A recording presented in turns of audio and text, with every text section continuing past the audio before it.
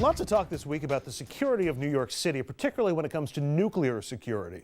This after President Obama called a nuclear attack on Manhattan his greatest security fear, prompting this rather explosive daily news cover. That talk only escalated after area members of Congress noted the Obama administration was seeking big cuts in the NYPD's radiation detection system from more than $10 million to less than $5 million. I spoke about that, as well as terror trials in the city's civilian courts and recent security lapses at One World Trade Center with Long Island Republican Congressman Peter King, the former chair of the Homeland Security Committee. Congressman King, a lot of talk this week about nuclear security as it relates to New York City. You had President Obama saying a nuclear detonation in New York was his biggest worry. And then you and others have pointed out that the president's looking to cut about $6 million from the NYPD's radiation detection program. What's your reaction other than the obvious irony of the president's comments in Europe this week? Yeah, there really is a disconnect between what the president said about the threat of a nuclear attack in New York City, Manhattan, and the fact that he's cutting our Secure the Cities program, which is the system that's been put in place to detect radiation devices coming into the city. There's been over $120 million put into this program over the years, and basically it has radiation detection technology on every highway, parkway, tunnel, bridge coming in from the suburbs, the outer boroughs, northern New Jersey, Connecticut, everyone coming toward Manhattan to detect any type of radioactive device.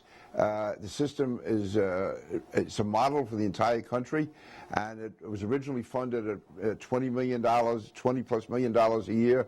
Last year that was reduced to $12 million, and now they're reducing it to $4.7 million.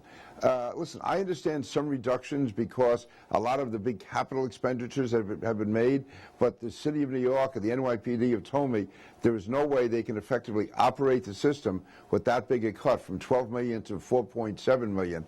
Do you know what the impact of those cuts would be? And also, do you know how effective the system has been with that $118 million that's been spent so far? Are we getting our money's worth with it? No, we believe the system would work, but through every test, through every experimental process, it has worked. Thank God we haven't had a real-life incident yet.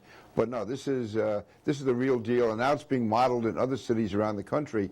And there's, well, I can't give the names. There's 2 other cities where it's going to be moving to very quickly because this works so well. And just to be clear, this is in the president's budget proposal. This is far from final at this point, correct? No, actually, the president's budget proposal cuts the total amount from last year from $21 million to $12, but what we're talking about, this 4.7, that's actually what's being done this year. So my understanding, our fear is it's going to be cut to 4.7 million this year, but then next year they'll try to zero it out altogether. So no, this is a real fight. Right now they're talking about cutting it, and I know the numbers get a little confusing here, but roughly we got $12 million last year. They're going to make it $4.7 million this year. The concern is they're going to zero it out next year. So no, this is a real tough fight. I want to jump to a couple of other terror-related stories that impact New York while we've got you, Congressman. You've been a big advocate for having terror trials in military tribunals and not in civilian court. This week we saw the conviction of Osama bin Laden's brother-in-law, or son-in-law rather, in a civilian court in New York City without incident and almost without a whole lot of attention. Does that at all give any reason to change minds about the effectiveness or the use of civilian courts as opposed to military tribunals? No, it really doesn't. My objection to the military, to having this in a civilian court, was not on whether he was going to be found guilty or not. I always assumed there was enough evidence for him to be found guilty. But the concern is setting the precedent is that these are trials that I believe belong in a military setting where the evidence can be controlled a lot more, where you don't have to disclose many of your strategies, many of your tactics. Many of the methods we use. There was trials in the 1990s involving Al-Qaeda where actually from Afghanistan they learned through what was brought out at the trial how they could adapt to certain methods that we were using. So that's one concern, is on the evidence. The other one is, I think as a matter of principle, we should not be setting the precedent of giving terrorists captured overseas the same constitutional protections as an American citizen. And as far as there not being any public outcry, I can understand that. I mean, no one, as a practical matter, people were not aware of who bin Laden's son-in-law was. The idea of the public outcry and the security issues that would have raised would have been much more for Khalid Sheikh Mohammed, who was the actual architect of the 9/11 attack. So there's really several different issues. One is the evidence. The other is the principle of giving constitutional rights to terrorists. And the other one is the security situation, which I think was would have been unique to Khalid Sheikh Mohammed. Finally, Congressman, a lot of focus this week on security concerns at One World Trade Center. A couple of the arrest of those skydivers and the 16-year-old kid from last week, as well as a couple of producers from CNN. Do you feel like the Port Authority is up to the job for security at One World Trade Center? And do you fear that that building is going to be targeted again at some point down the road? Well, we have to assume that building is the #1 target in the country. I mean, that's the reality. That is terror target #1. There is no room for error whatsoever. Now, we're still trying to get all the details as to what happened, but it's absolutely inexcusable that the Port Authority allows people in like this. It has to be full security all the time, 24/7, from now until the end of our lives. This is the #1 terrorist target, and there's absolutely no room for error. We can't make the slightest mistake. We have to be right 1,000% of the time. So whatever happened there is inexcusable. It has to be changed, and we have to have absolute airtight security. Listen, you can't secure every place in the city. You can't secure every place in Long Island. You can't secure the country entirely. But you can secure the World Trade Center, the Freedom Tower, that whole facility. That is a very small, confined area, and we have to have absolute security there. Congressman Peter King, Republican from Nassau County, former chair of the Homeland Security Committee. Congressman, thanks very much. Very welcome. Thank you. So we have a little bit of time. I wanted to ask the panel a couple of the questions that I posed to Congressman King. First of all, the civilian trials. We had the son-in-law of Osama bin Laden on trial in civilian court in New York City this week, and you could have heard crickets chirping in downtown in Manhattan. And I wonder if we're now past, at least in our minds here, this notion that you can't try somebody in a civilian court in New York City.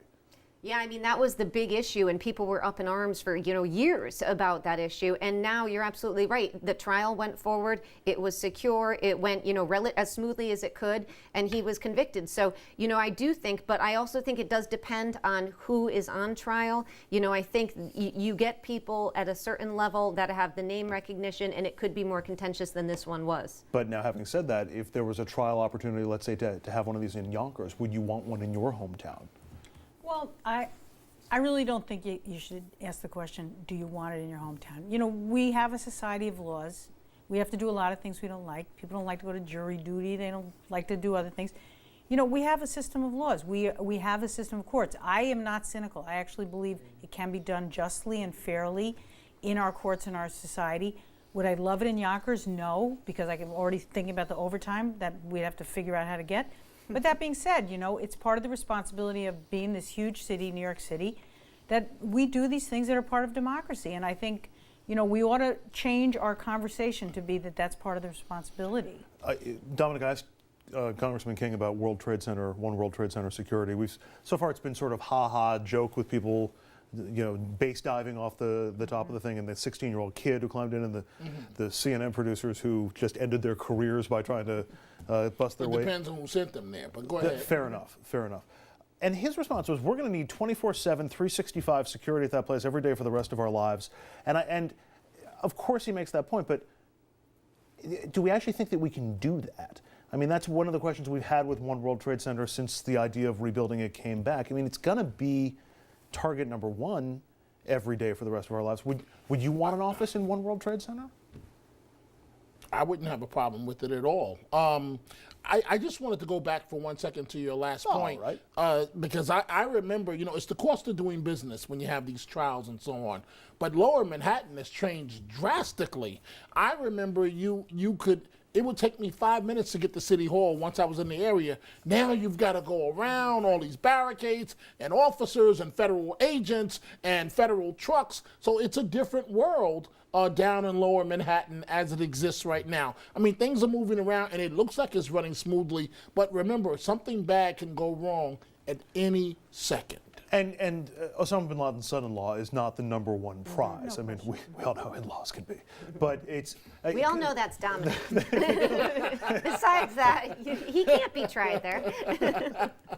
All right, I tell you what, we'll leave it sorry. there. I can't improve on that line, so we're going to take a break. We're going to wrap up RFL when we come back. Stay with us.